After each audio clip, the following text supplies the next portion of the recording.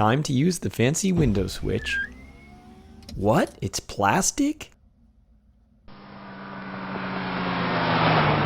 One of the things that drew me to the later 2009 up LP Gallardos before purchasing was the distinctive quote-unquote metal airplane switches in the center console. While the factory switches look amazing, it turns out that they're made of plastic, and honestly that doesn't feel right in my hands, and just it's not befitting of a Lamborghini. With some quick research, I found that there are mini metal replacements for the earlier pre-LP 2004 to 2008 Gallardos, one example from KLA shown here. Alas, there were no replacements to be found for the later LP models though, so I knew I need to make my own. I started in Fusion 360 modeling the switch exactly, coming up with this model here. I sent it off to some online metal shops for quotes to make it up, but when they started coming in, it was apparent that this would not be cost prohibitive. I even modified the design to require fewer milling operations, but that didn't change the price much. Finally, after sitting on the project for almost a year, I came up with this final design. While similar to the last revision, the red center part is the key difference. This part can be 3D printed out of plastic, leaving only the outer area to be made in metal. The outer shell can be completely machined on a lathe, save for the final hot dog cut that could be done with a bandsaw. Since I have all that equipment here, it was time to get to work. Start by putting some bar stock into the bandsaw and cutting that to a good length to fit the lathe. I then use my center rest to ensure the longish part spins true. Later I just cut shorter lengths of bar stock, making one switch at a time to avoid the center rest. Use the facing tool to cut down to the biggest outer diameter of 18 millimeters. I use the second speed of the Taig and slowly feed for a decent cut. I then use the 60-degree triangle tool to mark the ends for where the part indents. After this, the facing tool can be used at an angle on that section to bring it down. Make sure to check periodically with the calipers to not cut off too much. The knurling tool needs to be tightened to the part as tight as it will go, with cutting oil liberally applied to both wheels.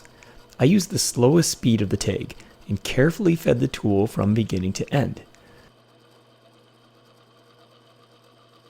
I found that feeding back the other direction then ensures the best knurling possible, as shown here.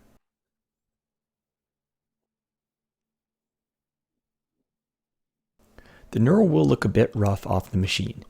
Some cleaning and wet sanding with 320 grit fixes that.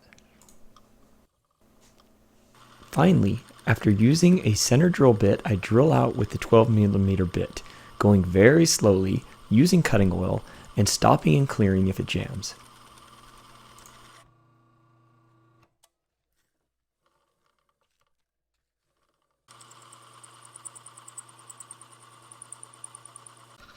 And now I again use the 60-degree triangle cutter to mark the final cut point.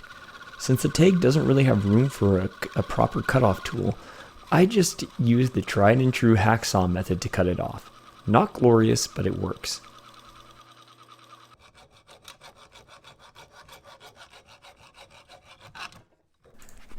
Small jeweler's files can be used to quickly deburr the part.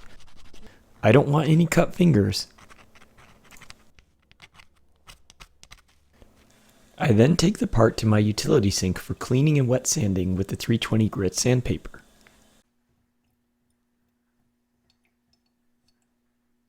Finally, I designed and 3D printed a jig to make the final hot dog cut to the part. I tried a holder for my jig to use the bandsaw normally, but this failed miserably, so I ended up using my bandsaw in the upright position, going slowly and carefully. Don't try this at home though. I really need a proper table to use this in the upright position.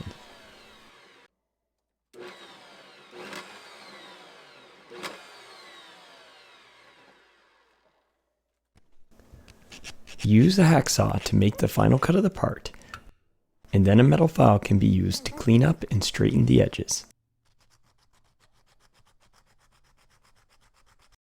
With one switch completed, I had to 3D print all the holders and jigs, Repeat the machining process 6 more times until finally I had 7 great switches in aluminum.